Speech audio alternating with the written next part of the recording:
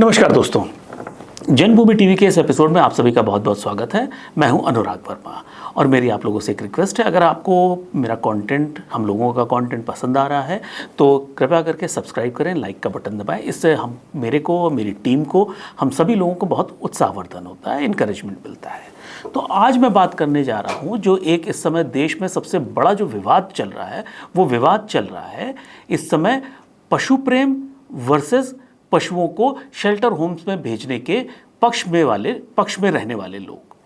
तो 11 अगस्त को supreme court ने एक ऐतिहासिक निर्णय दिया जिसमें उन्होंने कहा कि दिल्ली और एनसीआर में जितने भी आवारा कुत्ते हैं उनको पकड़ के एमसीडी, एनडीएमसी और जितनी भी लोकल बॉडीज़ हैं वो उनको पकड़ें और शेल्टर होम्स में 8 हफ्ते के अंदर उनको लेके जाएं।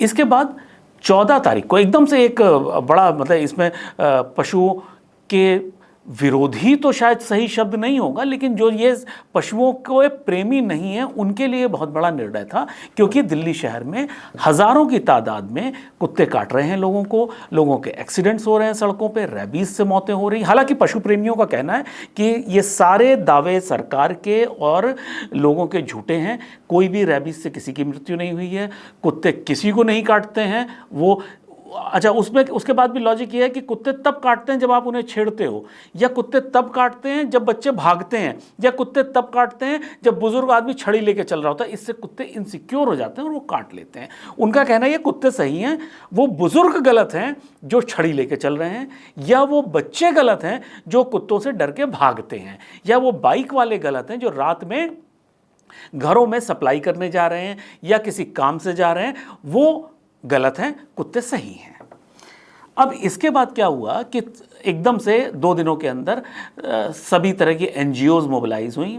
पता नहीं पैसा कहाँ से आया कि जो देश के सबसे बड़े 2 वकील कपिल सिब्बल जी और अभिषेक मनु सिंघवी जी सुप्रीम कोर्ट में चीफ जस्टिस ऑफ इंडिया के सामने गए। उन्होंने एक पक्ष रखा और हज़ारों केस पड़े रहते हैं, लेकिन उसके बाद भी कुत्ते प्रेमी शायद बहुत इन्फ्लुएंशियल होंगे, जो हम लोग को कभी नहीं अंदाज़ा था, पता था। तो तुरंत 14 तारीख को उनकी सुनवाई हुई और फिलहाल फैसला सुरक्षित रखा गया है। लेकिन एक चीज़ जो देख के लग रही है कि जो नया निर्णय आएगा वो पिछले निर्णय के एकदम विपरीत नहीं होगा। अगर ऐसा होना होता तो स्टे दिया होता कोर्ट ने, या फिर कोई भी ऐसी चीज़, सिग्नल उन्होंने नहीं दिया जिससे ऐसा लगे कि कुछ निर्णय कुछ अलग आने वाला है। उसके बाद एमसीडी ने नोटिफिकेशन जारी किया। एमसीडी की टीम्स, गाजियाबाद में टीम्स, नोएडा में, हर जगह पे निकल पड़ी आवारा कुत्तों को पकड़ने के लिए।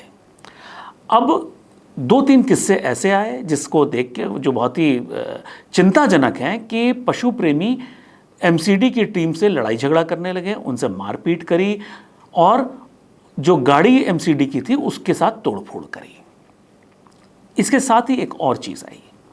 जिस दिन से ये डिसीजन आया है, ये जजमेंट आया है कि सारे कुत्ते सड़कों से हटाए जाएंगे, उसके बाद से रोज़ अलग अलग इलाके में, ज़्यादातर इंडिया गेट के आसपास, पशु प्रेमी जो हैं, जो कुत्ता प्रेमी हैं, डॉग लवर्स हैं, वो प्रदर्शन कर रहे हैं। वो वहाँ पे हंगामे कर रहे हैं, वहाँ पुलिस से मारपीट कर रहे हैं, लोगों से मारपीट कर रहे हैं, यहाँ तक कि वकीलों तक से मारपीट करी गई। अब मेरा आज का जो विश्लेषण है वो इसी के अराउंड है कि आखिर ये पशु प्रेमी हैं कौन जो एकदम से कुत्ते के खिलाफ आए हुए निर्णय की वजह से इस हद तक उनकी स्थिति पागलों जैसी हो गई है और वो ऐसी हरकतें कर रहे हैं।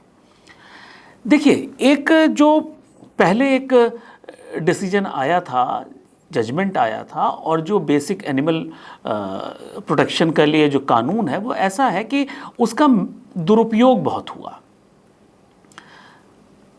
अगर मैं पशु प्रेमी नहीं हूं और मुझे अगर कोई कुत्ता आके काट ले तो ऐसा कोई कानून ही नहीं है। जो कानून था भी वो ऐसा था कि जिसका कोई मतलब नहीं था। पशु प्रेमियों के फेवर में इतना ज़्यादा टिल्टेड सारे सिस्टम था, आप अगर जाके पुलिस में जाएं, प्रशासन में जाएं, कोई आपकी सुनने वाला नहीं है, क्योंकि वो कहते थे यार इनके मुंह कौन लगे। ये एक व्यवहारिक एक शब्द था कि एक कहा जाता था भाई इनके मुंह हम नहीं लग सकते। ये पुलिस का भी कहना होता था, ये प्रशासन का भी कहना होता था। अब मैं इस पर विश्लेषण करता हूं कि पशु प्रेमी आखिर हैं कौन, पशु प्रेमी कैसे बने, पशु प्रेमी कहाँ से आए? ये पुराना कॉन्सेप्ट तो नहीं था। पहले तो पशु प्रेमी ऐसे सड़क पे कुत्तों के लिए लड़ाई झगड़ा तो नहीं कर रहे होते थे, मारपीट नहीं कर रहे होते थे, जेल नहीं जा रहे होते थे, पुलिस के साथ हाथापाई नहीं कर रहे होते थे, सड़कों पे रोटियां नहीं बांट रहे होते थे। अच्छा हाँ, पहले अब हमारे प्राचीन काल में एक होते कि पहली रोटी गाय की, आखिरी रोटी कुत्ते की।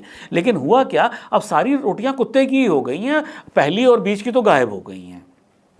आखिर ऐसा हुआ क्या, ये पशु प्रेमी हैं कौन? देखिए, पहला जो पशु प्रेमी की कैटेगरी है वो है जो पशु प्रेमी इलीट क्लास को बिलोंग करता है। वो कुत्तों से प्यार करता है, वो 5 स्टार होटल्स में बैठ के स्ट्रे डॉग्स की स्थिति पे बातें करता है, लोगों को स्थितियाँ बताता है, हिंदुस्तान के परिप्रेक्ष्य में क्या होना चाहिए, क्या हो रहा है वो बताता है। वो इंडिया इंटरनेशनल सेंटर में, वो इंडिया हैबिटेट सेंटर में जाता है, वहाँ पे स्ट्रे डॉग्स की स्थिति पे भाषण देता है। वो NGOs चलाता है, उसको विदेशों से पैसा आ रहा होता है और वो बड़ी बड़ी बातें कर रहा होता है। आजकल वो पशु प्रेमी आपको दिखेंगे टीवी चैनल्स के ऊपर, वो बैठे होते हैं और स्ट्रे डॉग्स के ऊपर बड़ी बड़ी बातें कर रहे होते हैं। वो कभी भी ग्राउंड पे जाके पशुओं के साथ एक्चुअल काम कभी नहीं कर रहे होते हैं। अगर कभी कर भी रहे होते हैं तो वो सिर्फ फ़ोटो अपॉर्चुनिटी के लिए, अखबारों में फ़ोटो छपवाने के लिए कर रहे होते हैं। उनकी जो एक्सेस होती है वो बड़ी बड़ी जगहों पे होती है, बड़े बड़े लोगों के पास होती है, मंत्रियों के पास होती है। वो एक अलग कैटेगरी है, वो अलग लीग है। उसमें कुछ लोग ऐसे हैं जो रोज़ टीवी पे दिख रहे हैं, अब मैं नाम नहीं लेना चाहूँगा, आपको समझदार है, समझ जाएंगे। उन लोगों ने बड़े बड़े लोगों को मोबिलाइज किया और पशु प्रेम, चूंकि उनका बिजनेस भी है, कुत्तों को प्रेम करके वो अपना NGOs के लिए फंडिंग हासिल कर रहे हैं। उनकी बड़ी बड़ी गाड़ियाँ, उनके बड़े बड़े बंगले, उनके बड़े खर्चे, 5 स्टार होटल्स के खर्चे उन्हीं से चल रहे हैं। तो उनके लिए ये आवश्यक था कि इसको तुरंत मैनेज किया जाए, इसको तुरंत अगर कुत्ते दिल्ली की सड़कों से उठ के अगर शेल्टर होम्स में चले गए तो फिर इनको पैसे कहाँ से मिलेंगे? तो इस वजह से ये लोग परेशान हो गए। एक दूसरी कैटेगरी आती है, वो कैटेगरी वो है जो इनसे निर्देश लेती है सोशल मीडिया के माध्यम से, व्हाट्सएप ग्रुप्स के माध्यम से, लेकिन वो उस सिस्टम का, उस NGO के, उस एक्चुअल नेटवर्क का पार्ट नहीं है। वो लोग हैं जो आज की तारीख में आपको इंडिया गेट पे दिख रहे हैं, जो पुलिस से लड़ाई झगड़े कर रहे हैं, मारपीट कर रहे हैं, उनकी पुलिस भी पिटाई कर रही है, वो भी पुलिस से कुश्तियाँ कर रहे हैं। वो लोग हैं जो MCD की गाड़ी जब जाती है तो उनके साथ तोड़फोड़ करते हैं, बाद में उनके ऊपर FIR होती है। ये जो क्लास है, ये इसका कोई लेना देना उस व्यवस्था से नहीं है जहाँ पे जो लाभार्थी, जो मलाई खाने वाला क्लास है, उससे उसका कोई लेना देना नहीं है। वो इस पूरे कुत्ता प्रेम के सर्किल में वो सिर्फ अपना नुकसान उठा रहा है। और वो नुकसान क्यों उठा रहा है, वो भी एक तीसरा उसका जो पॉइंट है वो बहुत बड़ा कारण है। देखिए, जिस तरह से पिछले कुछ सालों में परिवारों का विघटन हो गया, अब वो परिवार के सिस्टम जैसे पहले हुआ करते थे, लोग बड़े परिवार होते थे, आपस में लोग एक दूसरे से बातें कर रहे होते थे, अपनी बातें एक दूसरे के साथ शेयर कर रहे होते थे, वो धीरे धीरे करके ख़त्म हो गया। अब शहरों में हर आदमी इतना अकेला हो गया कि उसके पास बात करने के लिए कोई नहीं बचा है। नंबर 2 जो मानवीय व्यवहार में परिवर्तन आया वो ये आया, अब हम जो एकोमोडेट करने वाली बात होती थी कि जी मैं अगर अपनी बात कर रहा हूँ तो हम तुम्हारी भी सुनेंगे और बीच का रास्ता निकालेंगे, वो सिस्टम ख़त्म हो गया। अब हर आदमी का अहम इतना बड़ा हो गया कि वो अपने से आगे किसी की सुनना नहीं चाहता है। तो उसकी वजह से उसके रिश्ते लोगों के साथ, इवन अपने परिवार के साथ, पति पत्नी के, भाई बहन के, सबसे खराब हो गए और धीरे धीरे करके ख़त्म हो गए। तीसरा आया कि उसको समाज में अलग दिखने की चाह कि मुझे लोग अलग से पहचाने, मुझसे लोग डरें, मेरे पास कुछ ऐसा टूल होना चाहिए, एक अस्त्र होना चाहिए जिससे लोग मेरे से दूर भागें, मेरे से पंगे ना लें, या मैं लोगों से पंगे लूं और वो डर के दूसरा भागे। तो इस जो नई कुत्ता प्रेमियों का जो क्लास है वो इसी से निकल के आता है कि उसके पास अब परिवारों के विघटन के बाद उसके पास बात करने के लिए कोई नहीं बचा है। तो वो पशुओं से बात करके, पशुओं के साथ रह के अपना इमोशनल आउटबर्स्ट कर रहा है। नंबर 2, अगर आपने घर में 2 कुत्ते, 4 कुत्ते, 10 कुत्ते पाले हुए हैं, अगर आप उनसे बात कर रहे हैं या आपने मतलब मैंने एक्चुअली बात करते हुए लोगों को कुत्तों से ऐसा सुना है जैसे वो इंसानों से बात कर रहे हैं, लेकिन वो वन वे ट्रैफिक होती है, कुत्ते उसकी बात को काट नहीं रहे हैं। तो वो मेरा अहम भी शांत हुआ कि जो मैंने बोला वो बात मान ली गई। ये भी एक पर्सनैलिटी की वीकनेस है और वो वीकनेस वहाँ एड्रेस हो जाती है। नंबर 3 आता है कि पशु प्रेमी धीरे धीरे करके जो कानून था उसका दुरुपयोग करके एक हर कॉलोनी, एक हर सोसाइटी में एक न्यूसेंस वैल्यू लेके बैठ गए हैं, जिसकी वजह से उनसे कोई भी शरीफ पारिवारिक आदमी झगड़ा फसाद नहीं करना चाहता या उनसे किसी तरह के आर्ग्यूमेंट में नहीं फंसना चाहता, क्योंकि उसकी अपने आप में एक इतनी बड़ी न्यूसेंस वैल्यू बन चुकी है कि वो इनसे दूर रहना चाहता है।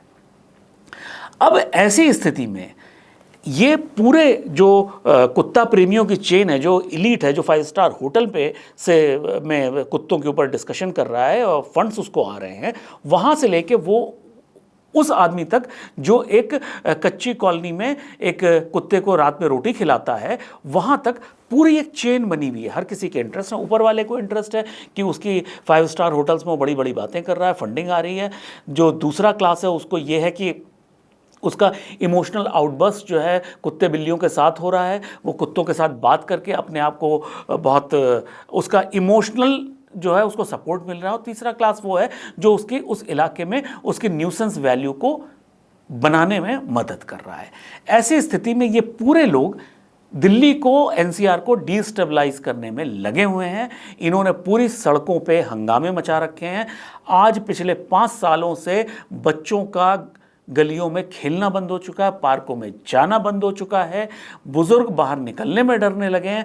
ऐसी स्थिति में पशु प्रेमियों को थोड़ा सा इंसानों के साथ भी सहानुभूति की ज़रूरत है। तो इसी के साथ अब मैं आप लोगों से आज्ञा चाहूँगा। बहुत जल्दी एक नए विषय के साथ मिलेंगे, तब तक के लिए नमस्कार।